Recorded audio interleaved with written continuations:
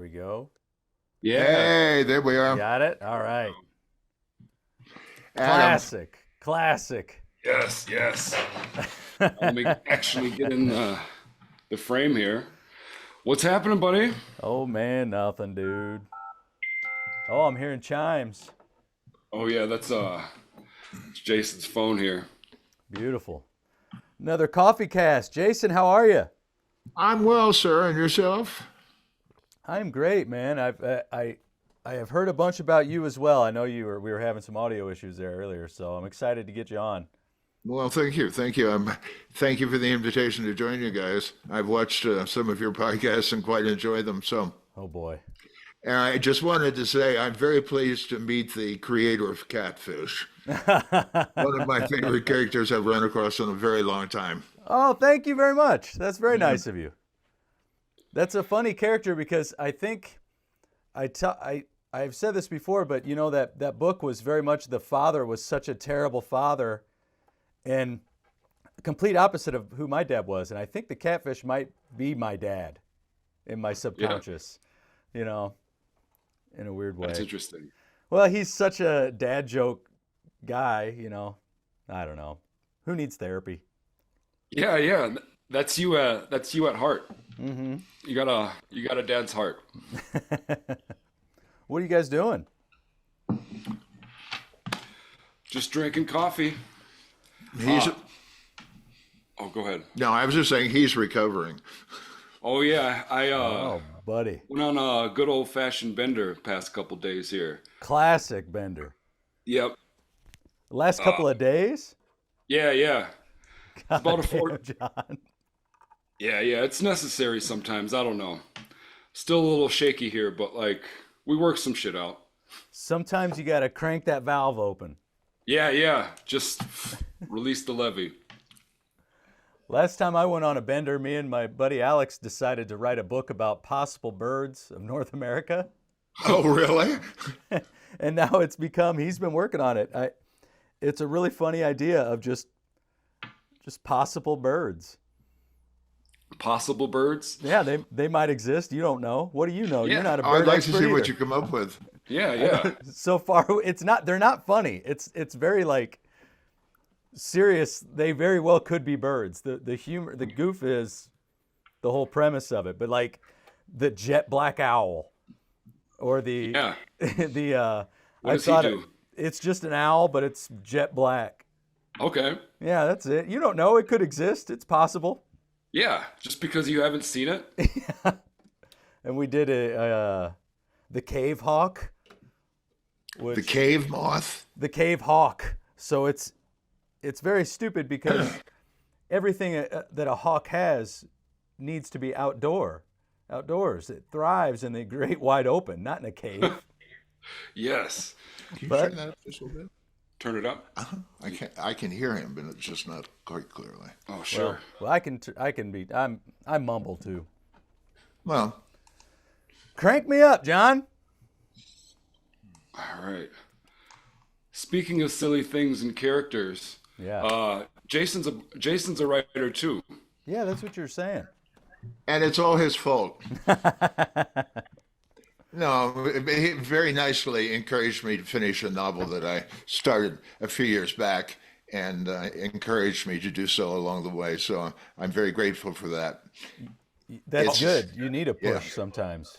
Yeah, exactly. And it was a great pleasure to finish it. And I've actually laid out the premise of one to follow it up. So, Oh, you finished it?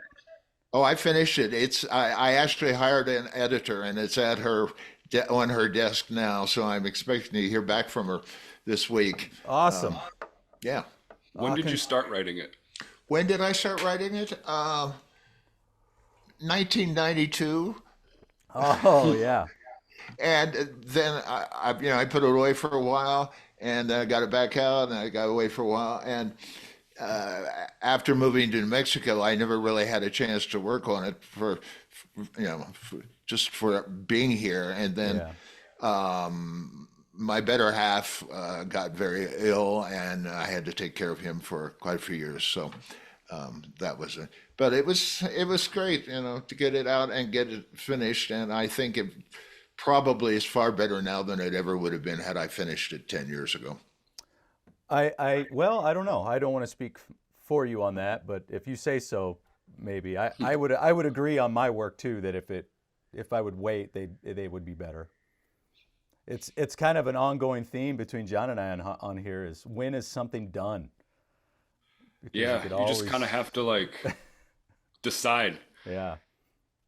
So congratulations, though. That's a big deal. Finishing a novel is a big deal. It really Well, is. I'm very excited. I'm Yeah. extremely excited. Uh, my optimism says, yeah, it'll get published. Uh, It's an unusual book. It's a hybrid book. okay. It's half. Well, basically, what I've done is take experiences from when I was a cab driver in San Francisco and Oh, weave that okay. through a murder mystery, a Very cool. rather strange murder mystery. But putting the two together is kind of nice. But it's kind of nice to have done it because I think it's a document of the times. It really hasn't been said. It You know, does it when people take remember place? history, Does it take place in the remember and 90s? write history, they try to write about the good things. And this Yeah. is a pretty dark novel. But You were in San Fran during a pretty wild time. oh, I was in San Francisco in the late '60s, the '70s, and the early '80s, Wow. and lots of stuff happened during those days. Yeah, that's the prime time. Yeah. So, and it was a real pleasure to be there, particularly as I look back on it now. I had What? a great time while it was going on, but looking back at it now, it's much more meaningful. Yeah, I wonder if there is. I wonder if we're ever going to have a culturally relevant spot like that again with the way the arts have because I think a big part of the identity there was the arts and the collective Yeah. Oh, absolutely. attitude, and I think the internet has democratized art in a good way. Everybody has a larger platform now, and I think that's important for artists. But I don't know if we're going to have that collective, that one regional territory again. You know, it's going to be online I territory. think you're right. I think you're absolutely right. It's gotten so homogenized, and there's so many participants now that what you're talking about, I don't really think that's going to happen again. Yeah. And so, Yeah, uh, maybe online communities are the new, the new Hyde Ashbury will be online. I don't know. Yeah, but the like that just there's no space for like that artistic incubator, whatever. Like that's a good point. That's an excellent point. it's like areas like San Francisco or like even what Santa Fe used to be. Hmm. It's just a collection of like I don't know. It's hard to describe. It's just like a collection of souls that need to be together. Well, that's Blessed you. exactly what it is. You need kind of a support system and not something that is digital, not online, not an Yeah. email saying, "Hey, ever you need somebody to smoke a joint with on a porch once in a while and talk ideas through." And, Yeah. Exactly you true. know, Well, uh, we have a lot of good exchanges doing that, doing that very thing. It's healthy and very inspiring. Absolutely. Thank you. so when Uh, does the novel take place? Does it take place in the The 90s when novel you takes started writing place it? in the fall of 1982, leading up to the climax on Halloween and the few days thereafter. Oh, so it And takes place in it's a tight timeline. right. Okay, A couple of flashbacks to 1966 for one of the main characters so that you understand her motivations. cool, what's her name? Her name is Kate Carson, and she's the quote cool. unquote society columnist in San Francisco at that time with a lot of power and a product to sell. She has, through a very strange set of circumstances, arrived at a quote unquote miraculous cosmetic and is making a fortune from it. Okay. Yeah, and that plays heavily into the actual plot of the thing too. Have you But have it's you given it a title yeah, it's called The Last Days of the Barbary Coast. of the Barbary Coast? Yeah, and I'll if you write it don't down. know what the Barbary Coast was, um, briefly, it was during the gold rush period of time in San Francisco in the 1860s. It was the lawless area of San Francisco along the port. where anything goes and anything did go. And Cool. I believe that extended well into the 80s, particularly with the advent of or the coming of age of the Castro area and the influx of thousands, and I do mean thousands, about 20,000 gay men into this old Irish working class neighborhood and the changes that it brought about. And then also, the book turns heavily on the fact that, well, back in the early 80s, I think it's pretty common knowledge now that the CIA brought tons and tons of crack cocaine into Los Angeles, Yeah. mainly to defeat the black community. But it wasn't crack cocaine so much in San Francisco. It was the white powder, and let me tell you, the city was knee deep in it at that time, and Really? the book hinges on that a lot too. Just just coked out of their minds, just Yes. running around and I have a Leather Queen Coke importer, yes. a big brassy drag queen named Ultra Sheen.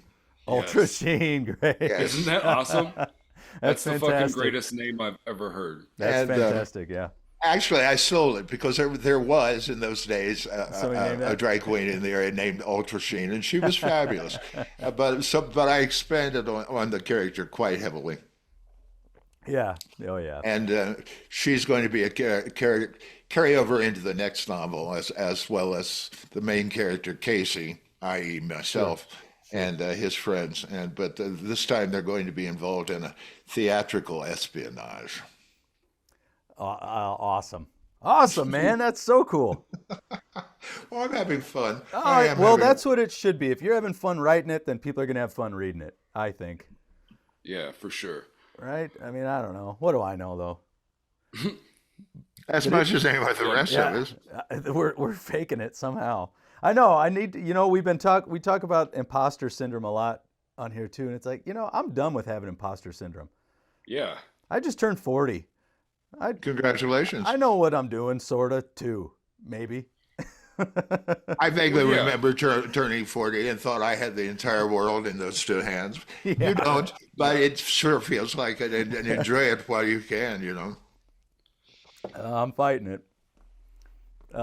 So from San Francisco, and then when did you move to New Mexico? I moved to New Mexico in 2014.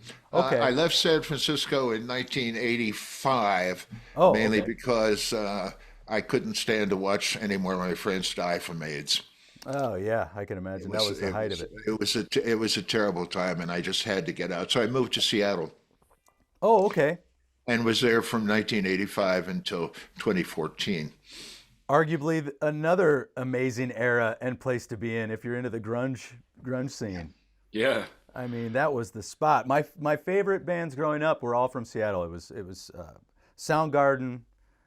Obviously Pearl Jam was but the Temple of the Dog mashup too that they did. Oh my gosh. Yeah. Wow.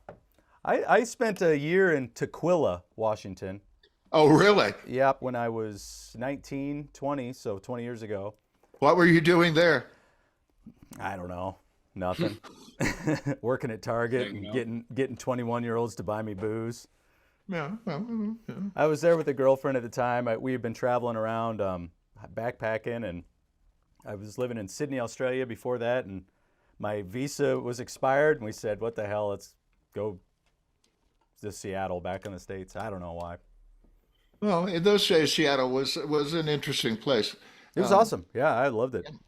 Not as intense as San Francisco by any means, but Yeah.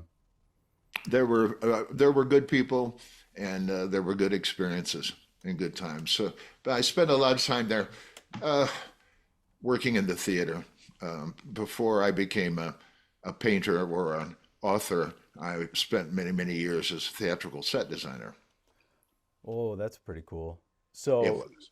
was that more so set design? You got to create, you got to really let that out in a different outlet, huh? And I had worked in Seattle in the late 60s in the same field. But when I came back in the 80s, I happened into an unusual set of circumstances. Seattle had one of the biggest producers of the Las Vegas and Reno Tahoe shows, and I worked for him for 20 years, and had a fantastic time. Very hard time because we often put out as many as 30 shows a year, Oh my God. and I was the primary art director with a couple of assistants, and so that kept us hopping most of the time. That's kind of a rough gig anyways, because there's a lot of stress in those gigs. Oh, there It's is, a lot but of moving. you get into the middle of it and you don't notice it.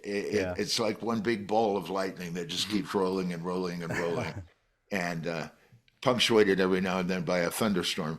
But it, it was great. Experience that I'm very thankful that I had in my life.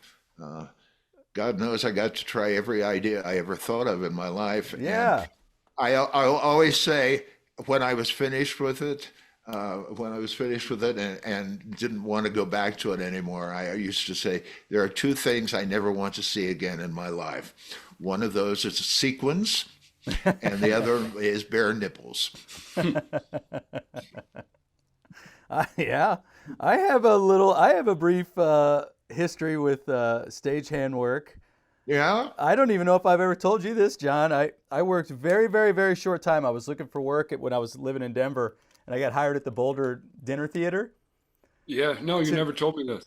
to do because I was a miserable failure at it, and it was Oh, I it was my first job. I'm 21, 22 years old, and they hired me to do the stagehand work for a production of The Wizard of Oz. oh my God. And so my job, I've never done any theater. I knew nothing. I lied to get the job. That's how bad I needed a job. Yes. You wouldn't be the first one. I can imagine. And so my position was as the stagehand was during the show. There was a big, a house for the tornado that would spin, and I was Yeah. one of the guys that ran out in all black, and I grabbed one of the house, and we moved the house to the side of the stage during the tornado scene. And I had never done any of this before, and it's intense, go, go, go. And I have my walkie-talkie on my belt loop and a headset in, and I'm waiting on cues, and it's like, all right, stage, whatever, left, go. And it's my cue, and I run out there, and as I'm spinning the house, this is opening night, first time I've ever done this, my walkie-talkie flies off my belt loop, slides across the stage, and lands on a table where people are eating. And so Yes. and so I'm like in the back wondering why I'm not hearing any cues in my headset, and you can just hear all the cues being loud over the walkie-talkie out front. And I've never been chewed out by angry thespians more in my life. Oh my God, it was great. Uh, What a splash. theater seems to create situations like that all through history. I remember a few of mine that I don't care to bring up again, but there's historically there's quite a lot of humor about Yeah. things like that. Well, not at the time there wasn't, but Hey, afterwards it was good. Yeah, yeah. it's such a fascinating art form. Unlike others, you're a painter and you spend your time painting, or you're an author and you spend your time writing. And working in the theater is a double-edged sword because you spend all this time in preparation, and then when it happens, you can't stop it. You can't stop it to say this. And trust me, anything and everything can go wrong, which leads to a lot of heartbreak and a lot of humor. But it's just a fascinating art form that a lot of people can't really appreciate because they don't realize that again, it's that ball of lightning that I spoke about before. Once that curtain goes up, it doesn't stop. Yeah, I've never thought about it that way. That's really interesting. I guess you can kind of relate it to performing music, but music, I mean, the Yeah, songs are only yeah, 3 or 4 minutes long, unless whatever, on average. And then you get a little Yeah. break, you're not in the zone for an hour and a half, 2 hours, like you would be playing a it's And role. there's so many moving parts and people. Like all Yeah. those people have to be in the zone at the same time. oh, exactly. And that's probably one of the hardest things to control. Yeah. Particularly, well, you know, once you get into the higher echelons where people are strictly professional, it gets a little easier. But on the way up, you know, you'll have everything from 40 high school tap dancers that you have to get on and off the stage in 3 minutes Right. uh, Right. to, you know, any number of things beyond that. So, but it's a career that I'm glad I had and never thought I would have. I grew up a little boy in Appalachia, and the fact that I Oh, ended really? up working in Las Vegas, you know, is still kind of a big surprise to me. That's interesting. So you came from the redneck area. It was like little town Appalachia. I lived in this huge town of 342 people. Oh, very little town then. Holy cow. There is a little town in West Virginia. My mother was the only beauty shop in the county, and how Oh I got out boy. of Oh there boy. was, you know, I often wonder, but I know it was through sheer determination. Well, maybe you planned, maybe we planned our lives, our soul planned these lives beforehand. Maybe you decided you should grow up in West Virginia for some reason. Well, I have to admit, it gave me some appreciation of things that I had grown up in a big city, you know, I would Yeah, not sure. have. Helps round you And out a little bit in a yeah, different and side of and it. people, and people. Yeah. What can I say? Very basic people, very close to the earth, and very truthful. And there's some beauty to that. Uh, There is. there's some real beauty to that. I grew up not quite that small. My gosh, I mean, I had maybe 15,000 people in mine, but it was a little farming town, and everybody knew everybody. I mean, cancel culture existed well before cancel culture in small towns. Oh, yeah, absolutely.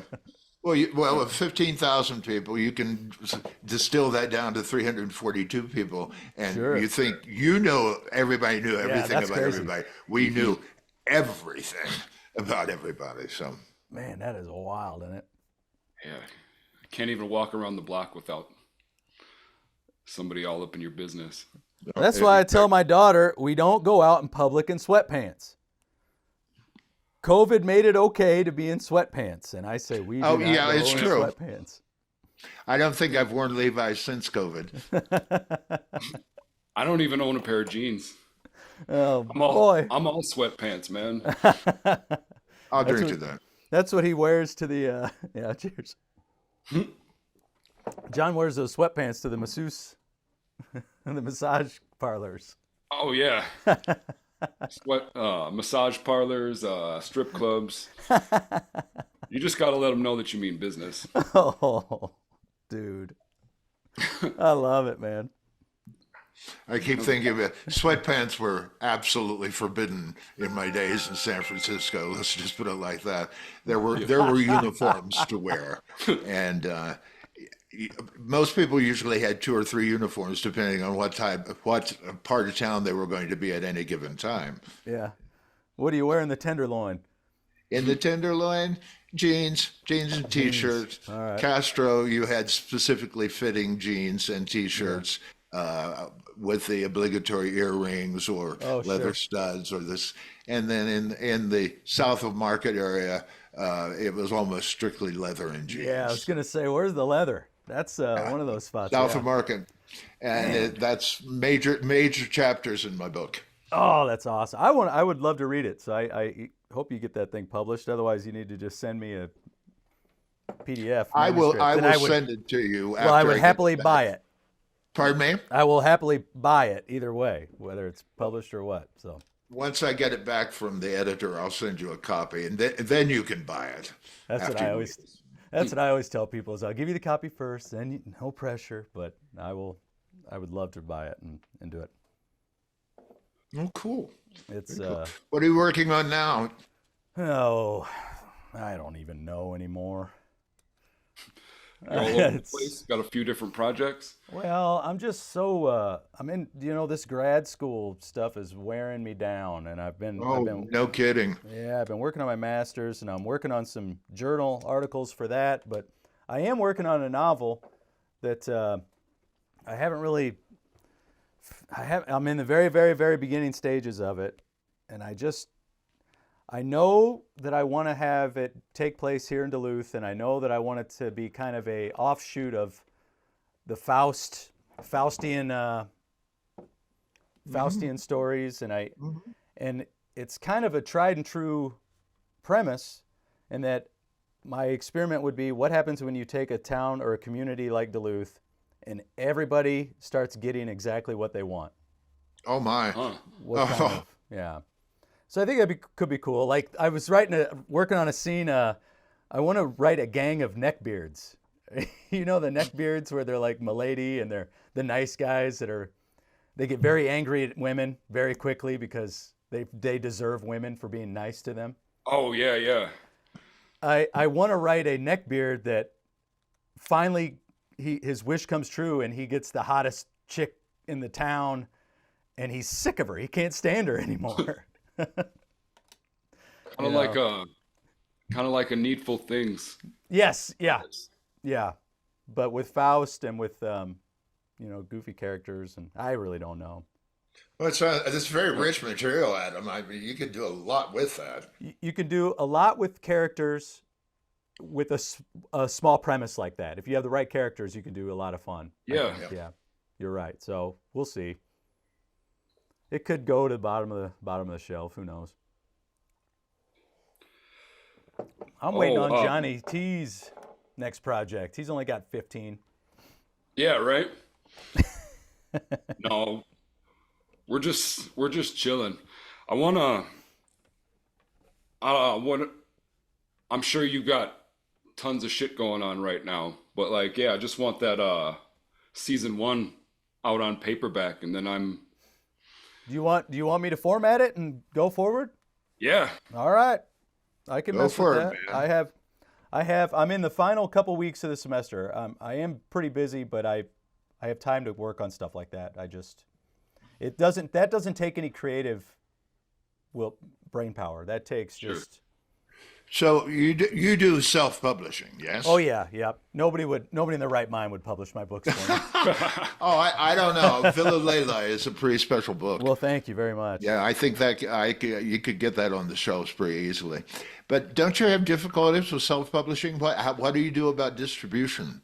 Well, what I did was created essentially my own publishing house, and I bought ISBN numbers, and then so by doing that, I can essentially sell them to any bookstore in the country. It doesn't have to be to anybody. Oh, And cool. so there are pay-on-demand companies, services out there that, like Ingram Spark is one of them, or any small publishing like house would print them for you. It just depends on how much money you want to put. Sure. So when I was lucky enough to win an award in November, and so I got a couple seals to put on the books, and ever since then I stopped buying big batches because I didn't want to keep paying for new covers and new printing. So at this point it's just wherever you buy it, you get it online. I'm not really so much concerned with distribution anymore as I was in the beginning. Have you done any work with, or are you interested in Kindle? Yeah, oh yeah, it's on Kindle. The problem with self-publishing through Kindle or Amazon is that you can only sell it through them. Oh, I see. They essentially become your publishing house. They give you the ISBN number, which is an international standard book number. Yeah. Any book has to have it. And I'm sure you guys know this. In case anybody's listening maybe, but once Amazon gives you their number, you can only sell through them. So they pretty much own Is your that intellectual property. Yeah. is that limited to one book, or is No, that? well, yeah, one book. You need one ISBN number per format of book. So your Kindle version has a number, your paperback has a number. But me, by circumventing that and supplying my own numbers, I can publish however I want to. You can get it at Barnes & Noble. You can get it at any independent bookstore can order it. There's an online database that's where all these independent bookstores order the books. And Oh, it's an online databases of bookstores that will buy. that you can. It's an online database from from your ISBN, from your book. Once it's registered through, like, I can't remember the exact company. I think it's Bowkers. Bonkers, Yeah. yeah. So you have any to tell me about this. Sure. yeah, it's been a learning curve for sure. So if it doesn't work out for you, I'd be happy to give you my info too on that too. Separate from this, Jason, to help you as well. Well, thank you. Any independent bookstore can order it, and it'll be in their, and they can order it for, retail price. Like it's, and I do offer buybacks. If they don't sell it and they want to sell it back, I'll buy it back from them. Well, I'm facing an interesting dilemma with mine because, being a gay man, it's heavily set in the gay quarters of San Francisco, and when you read the book, you'll see why. So, on one hand, I think, well, I have a limited audience, but then on the other hand, now with some exposure of my book to other folks, particularly my editor, she thinks it's not limited. She thinks it could not, quote unquote, necessarily be a bestseller, but it could have very wide distribution. So, Well, don't sell yourself short on a niche. Some of the greatest books I've read are characters that I do not relate to on different levels, but there are levels of every character that we all kind of relate to. I wouldn't say that it's a niche story at all if it's got well, heart to it. I've never seen any of these characters. I read a lot, and I try to read a lot of contemporary fiction. Yeah. I've never seen any of these characters in print, and I think that's one of the strong points of my book. Well, I think that'd be I wouldn't worry about wide acceptance at all. I think what was oh my gosh, who wrote Fight Club? Chuck Palahniuk. Yeah. And he wrote a book called Damned, and his lead antagonist, the character he wrote, was like a teenage girl, in the afterlife. Like I don't know. It's just there's no such thing as niche. I think if you have good characters.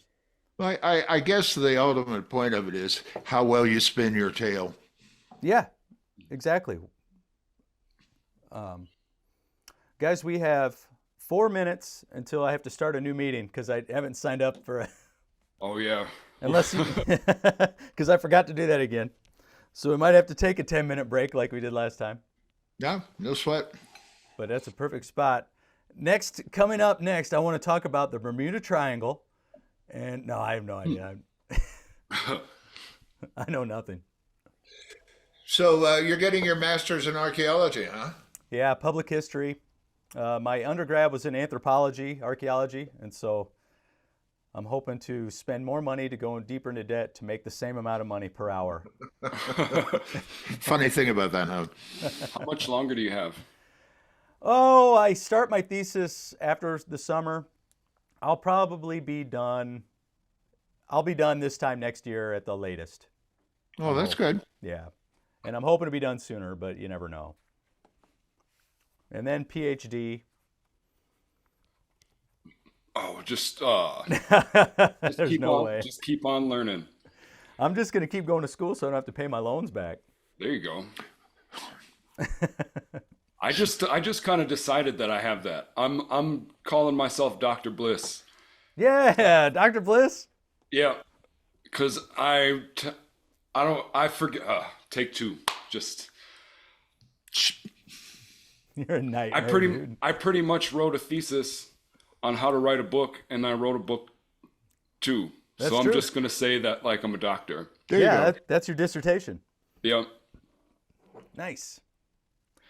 You could just change your first name to Doctor. Yeah, there we go. PhDs would love me. Dr. Jonathan, what's your name? Dr. Jonathan Roderick Scott is Yeah. very impressive. Yeah.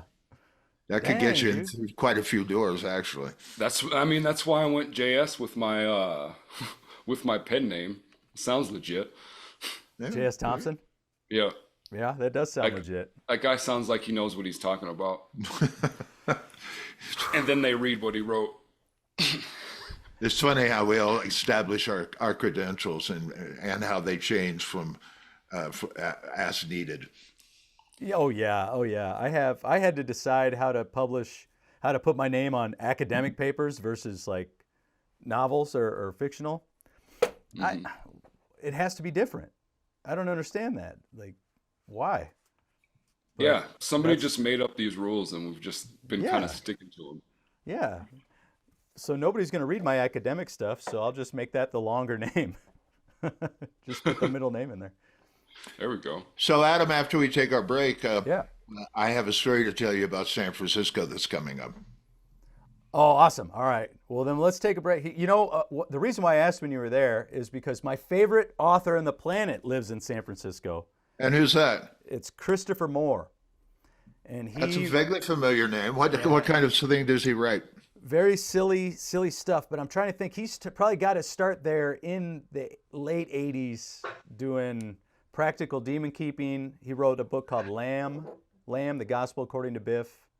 Uh huh. Um, Island and Sequel, just tons and tons of books. But I would imagine that he started right after you had left, is what it sounds like. So we'll have Well, to I'll have to connect on check that. that out. Christopher Moore, Christopher M Moore, O O R E. he's the best writer. I think I have a Christopher Moore book in my house, actually. Somebody gave it to me. Might have been I'm gonna have me. to. We've got some news for you out there in the Oddville world. We have some new merch available. The Oddville hoodie, t-shirts, coffee mugs, and more. Get it at teal-island.com and use code Oddville for 10% off. Be sure to check out adultstorytime.net and consider a monthly subscription to John T's creative endeavors. We appreciate your support. Please rate, review, and all of those things. Whoa. Welcome back. We're back. You guys just both popped right on that screen, dude. Boop. I wanted to start off by showing you what John just handed me. Ah, yeah. That's it. So I'm quite anxious to read that. He's the It's man. got some San Fran in there too. Yeah. Golden Gate.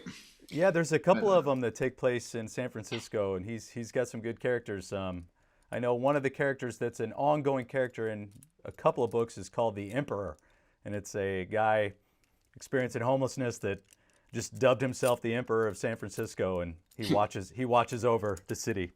Oh, he was a real person. I did after researching that. Yeah, he's a Yeah. famous person. Oh, that's amazing. So, did you meet the guy?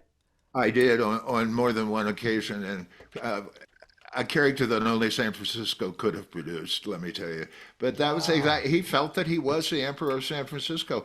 And when he passed, his Yeah. funeral was a major event in San Francisco. I didn't know that. Did Oh, did yeah. he have did he have dogs? Did he have a couple dogs? Was that? He had a couple of dogs. Yeah. I can't remember their names, but they were very unusual names. But one of the high points of my memories of San Francisco. Oh, very cool. Then yes, you would get a kick out of reading some of that stuff. But I wanted to tell you about a San Francisco experience that happened in the past to me, but is still happening. As you can tell from the gray hair and beard, I'm an old fart, and I've been around for quite a while. But I had worked in the theater in New York for a few years, and eventually went to Seattle, and I never went back to New York, which is kind of good. But I also quit theater. And during that time, I moved to San Francisco, and lots of things happened to me. But one of the most significant things that happened was I got a commission to do murals for a restaurant. And that was 48 years ago. And the murals are still there. Oh, cool. So on the 29th of April, I'm flying to San Francisco, courtesy of the restaurant, to do some cleaning and restoration work on the murals, because in the next few months they're going to come up for review by the historical board, and God's willing, they will be named an historical landmark, which That would be so cool. needless to say, pleases the hell out of me. So that's what's coming up in my life, and I can't wait to get there and do some work on them.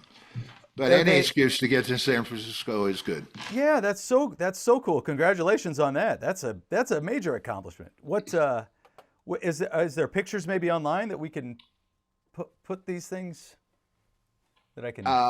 When I get home, I wonder. when Yeah. I get home, I'll send you a 3D link to Yeah, that'd be to the great. restaurant that shows them. So Oh, very cool. I will. so at any rate, never let it be said that my life is dull. No, I'm getting the impression that you've seen some shit. Life is a journey. It is, and that's so hard to remember sometimes. We get stuck in our own heads, and stuff. Go away. Uh, we get stuck in our own heads, and on a particular day, and we forget that so easily. But fortunately, when we calm down and do a little meditation or whatever, we can see that it is a journey. And damn, I've had quite a journey, and it's not over yet. My dad lived to be 102 years old, so I'm trying to beat his record. I doubt that I will, but you never know. You never say. 102. 102. Oh my God. Married his fifth wife at age 75. Going strong. Wow. I call him a horny old goat. Well, either that or he just never learned his lesson. 102, man. Yeah, my grandmother lived to 93, and I would be happy to get to 93. But pushing 100 is like, if you're not healthy, I wouldn't even want to do it. If I'm not healthy, I don't want to be there either. But so far, I'm okay. Still ticking. I never really knew the man. Because my mom died when I was born. Oh, okay. I was born in Arizona, and my mom died when I was born. And my grandmother, back in 1944. Now you know exactly how old I am. Our people can't do math here. There's no math. That's This is a writing. This is a writing show. She put on her picture hat and got on a train in West Virginia and traveled 7 days out to Arizona to get me and my mother's body and brought me back to raise me. Wow. Because dad was 72 when I was born. Oh, so you had an old father. Oh yeah. So he was certainly unable to take care of me, but That's interesting. I wonder what that would be like. I mean, that's a very unique experience. very much so. Yeah. I wish I had known him more. I only saw him twice in my life, but I have a few wonderful letters from him. Yeah. So was there animosity? Is that what kept you guys from seeing each other? Was it on your end, or was it? It was him. It was him. He didn't want to interfere, which I certainly can understand. Sure. But That's just interesting. I don't mean to pry on that. I just am curious. Oh no. I have no secrets, really. I have no secrets. Well, maybe one. But Yeah. so Sorry, guys. My brain is so What do you fried mean? today. We don't even need you on this one, Johnny. Yeah, You get right. outta You here. guys, you guys just have a good time. I'm gonna go take a nap. that's what I Well, was tell gonna us a little bit about your bender, John. What did you learn? What did you gain from this? Any insight? A little bit, I think. But it's really hard to describe at this moment. It's hard to Yeah. describe anything for him at this Right. moment. That's all right, dude. I was thinking about recently, going back to experience and life as a journey and all that stuff, and the only real currency people have is time. Mm-hmm. And so it is kind of nice to think about that as as you get older and you've been more and more abundant rather than what you've, collected monetarily. Or that could just be poor person excuse. I haven't figured it out yet. Yeah. I gave up drinking 19 years ago, which was a good decision. As I was Obviously. sipping a beer, oh my gosh, right. perfect timing for that. Sorry, Chase. Go ahead. I'm sorry, sir. No, I was just saying, it was quite an experience. I had no problem giving it up, but boy, did it change my life. Are you what they call a camel? What's your definition? It's someone who goes 24 hours without drinking and that's it, then that's all you think about. 24 hours, or is it just now just a life of like, I just don't want to? Yeah, I just didn't want to. Interesting. I really, it was not difficult. There have been a couple of times in my life when bizarre things happened that I said, oh boy, a couple of scotches would really help me fix this up right now. But I never did. I never did. And thankfully, I had the strength to do it. So, well, that's what's going to keep you living till 103. we can hope. We can try at any rate. And I might I partake a little bit, but only when I feel like it. Yeah. Only when I feel like it. Only when I feel like it. So, without any silky segue to it, Oh, one God of my help you. favorite stories is how you met Randy. Oh, Okay. oh my goodness. Oh my goodness. I was very blessed. I was married to the same guy for 48 years Okay. until he decided that it was time for him to go. But we had some amazing experiences. But how I met him in those days, which was 1970, the gathering place for artists and intellectuals of the gay community was a bar in San Francisco called the Stud.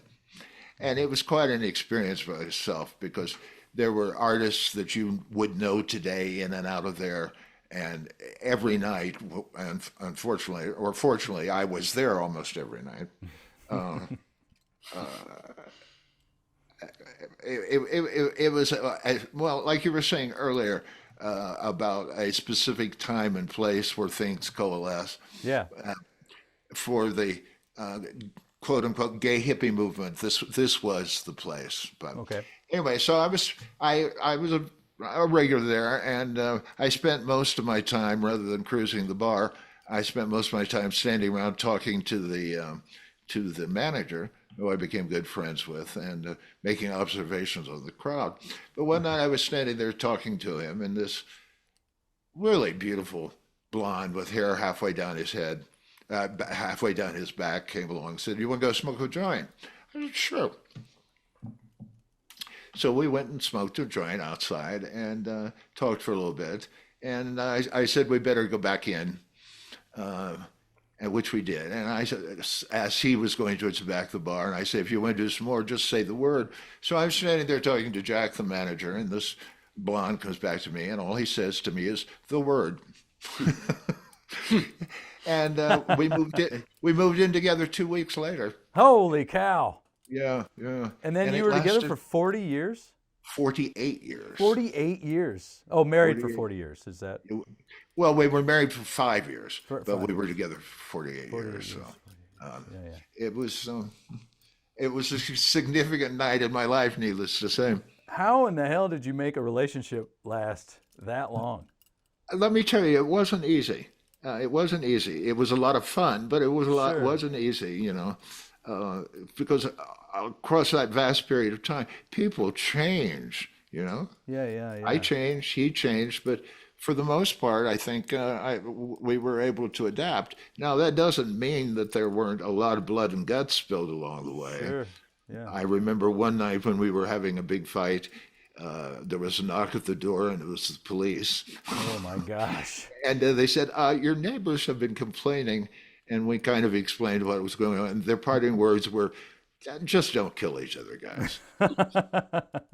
So, but across that time, Yeah. my life changed in terms of the careers that I was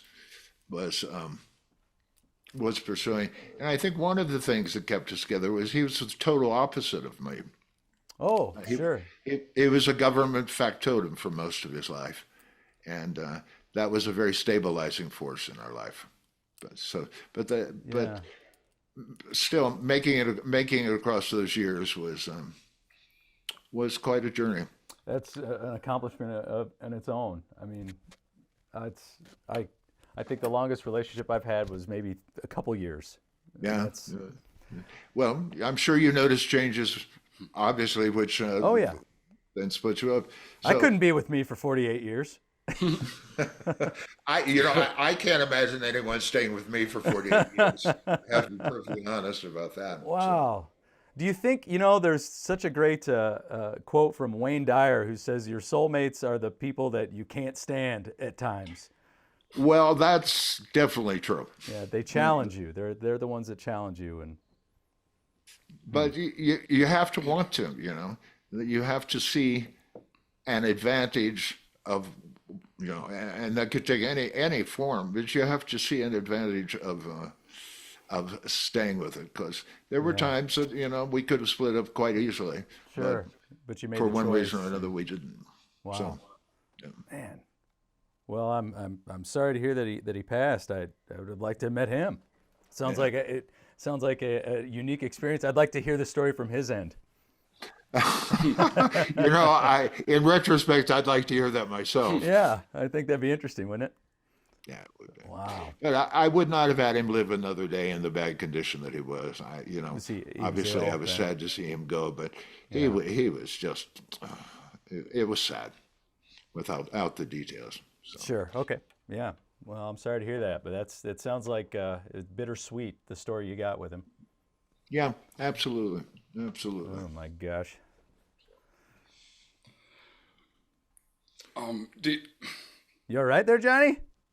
yeah, not really. Tell me about that time that he had to bail you out. That's what I was leading. That's what I was leading here. Oh my God, talk about secrets coming What, out. you want to talk about jail time on this Well, podcast? yeah, minor jail time.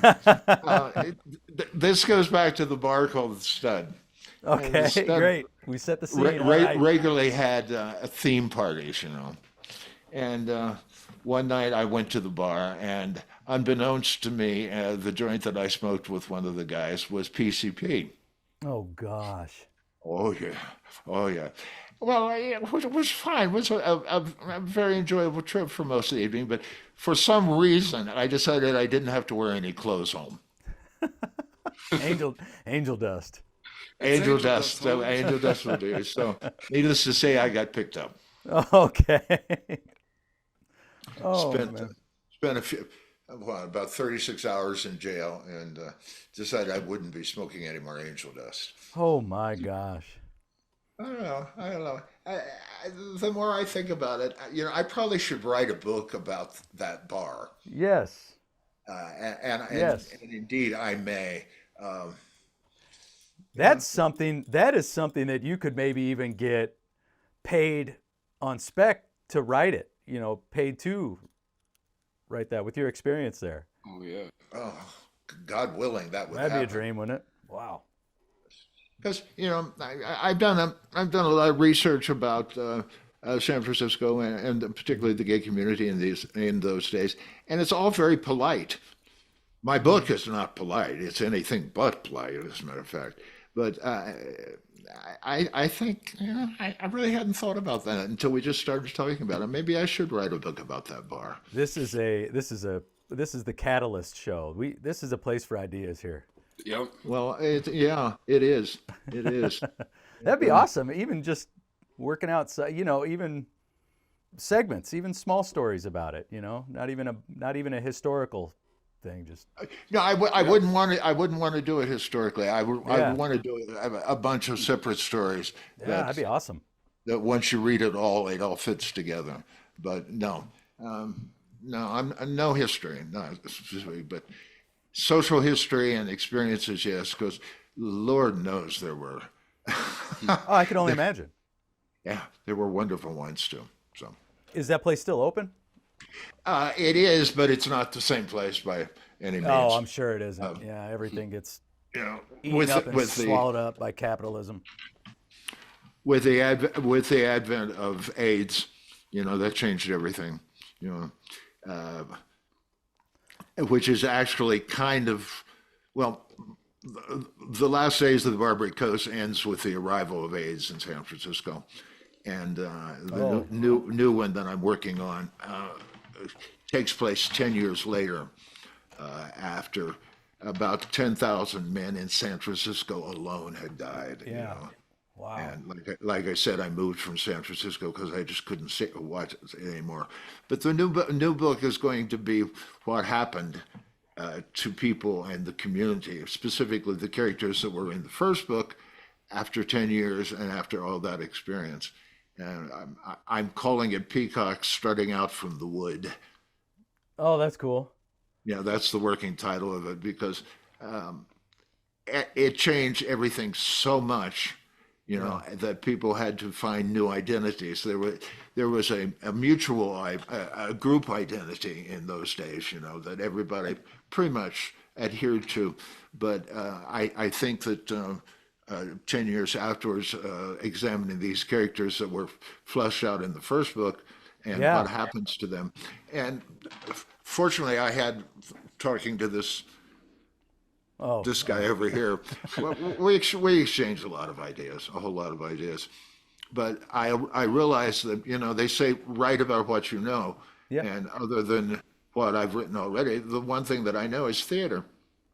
So I've decided to center the new book around a theater and how these people from 10 years ago, and hopefully illustrating what happened to them and what happened to their kind of thought 10 years later as expressed through the medium of the theater.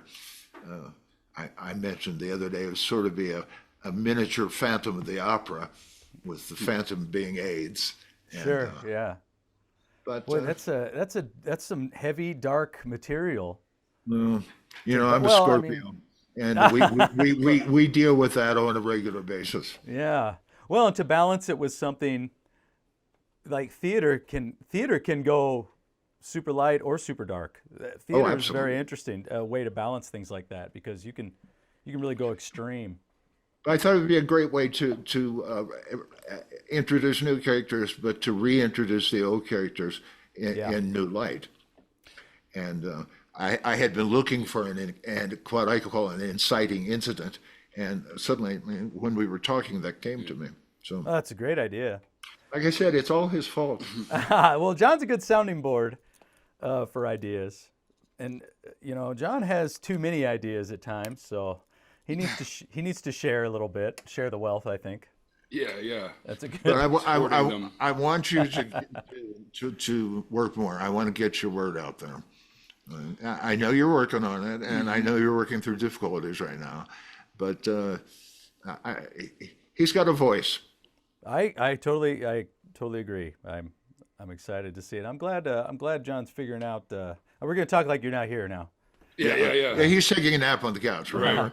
But we did talk about Perry Barry, the bipolar Barry, last episode. I think that offers you, John, a unique lens to write as well.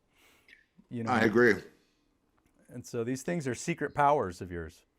Yeah, they are. You said it right. Secret powers. It's a gift. Yeah. Anything can be a blessing or a curse depending on how you look at it. But Yeah, man.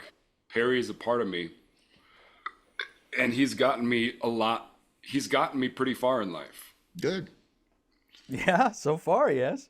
Yeah. And I mean, you've had a kind of a journey yourself, dude. it's a trip. It's been a trip, man. Yeah. And just got to be grateful for it. And Grateful wanderer. yeah. And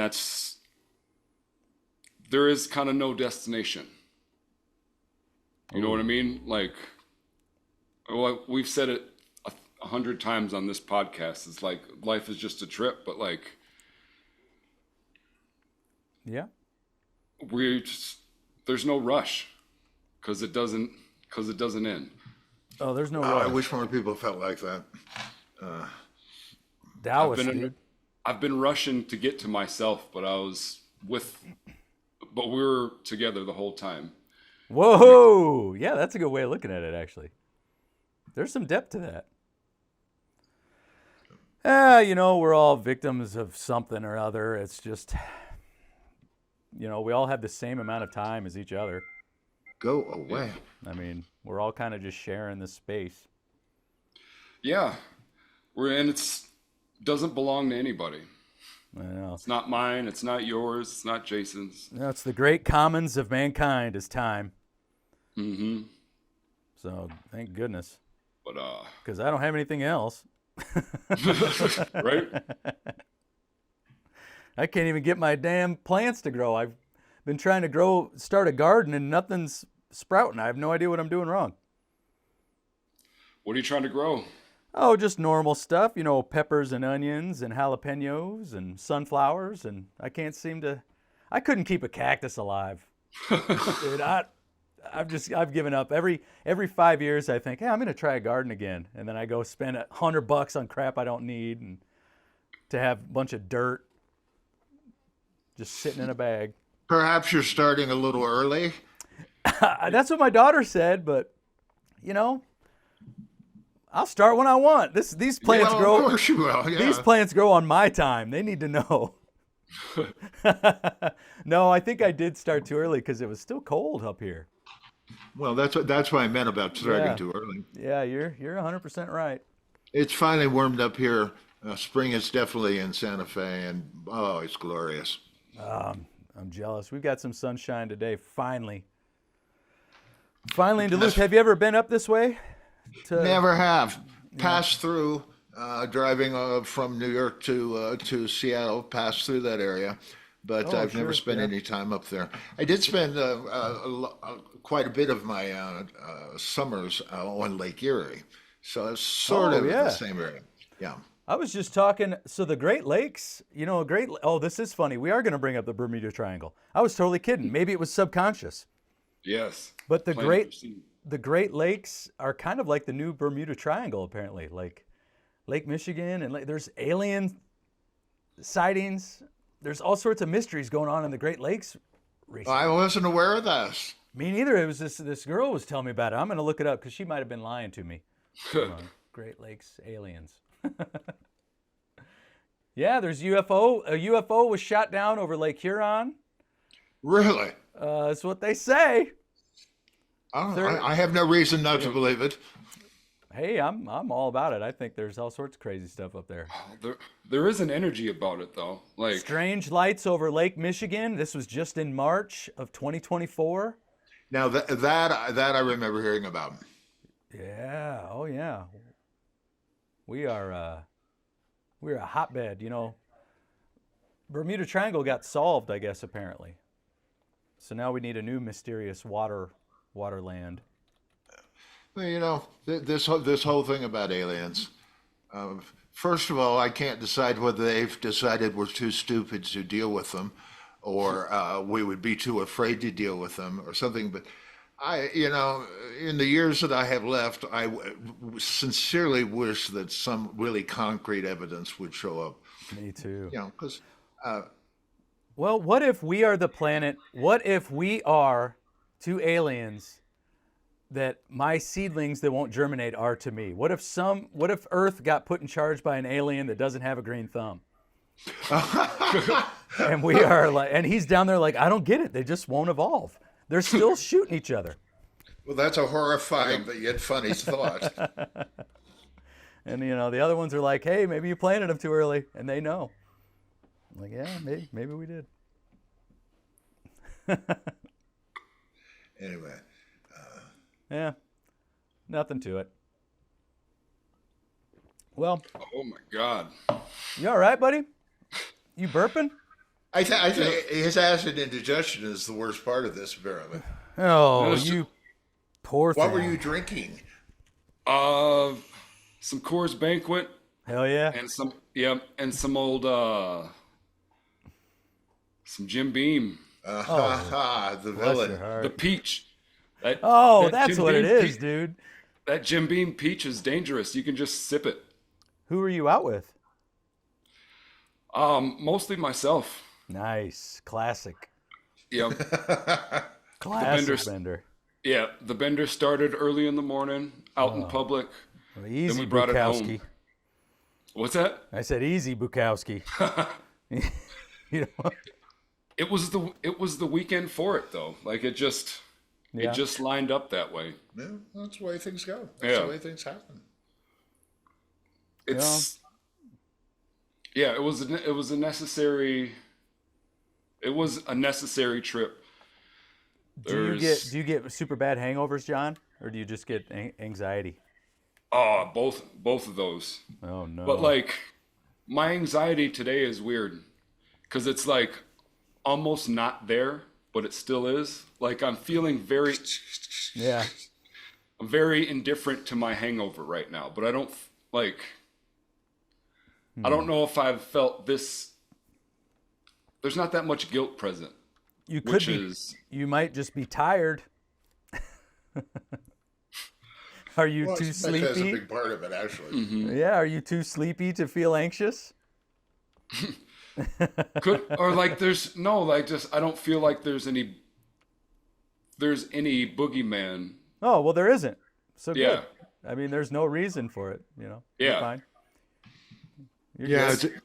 it's interesting how I met John. Oh, I would love to hear this. Yeah, I run an Airbnb to support myself when I'm not selling too many paintings or any paintings like this year. That's another story that we could talk about. But I had this ad on something called Furnished Finder, and I saw this guy who wanted to come to Santa Fe and for a month or two and finish the novel that he was working on. I said, "Oh, well, this is great. This is wonderful." And so we contacted each other, and we figured everything would work out just fine. But the minute he got out of that Uber, after he got off the train and walked up the driveway to my house, I knew 100% without any doubt whatsoever that we probably were brothers in a former life or Ah, something like that, because it just started. And, I don't think we have any secrets from each other, No. but it's just one of these wonderfully miraculous things. So anyway, he came for a month. He stayed in my Airbnb for 6 months, and he's still here. But it's been yeah. very good. It's been very good for him. It's been wonderful to watch him develop as a Santa Fan, but develop as a human being and find ways of expressing himself that he wasn't really able to do so where he was. So I'm delighted that he's here, and I'm delighted he could have this experience. And it's interesting because Santa Fe has changed so much over the years.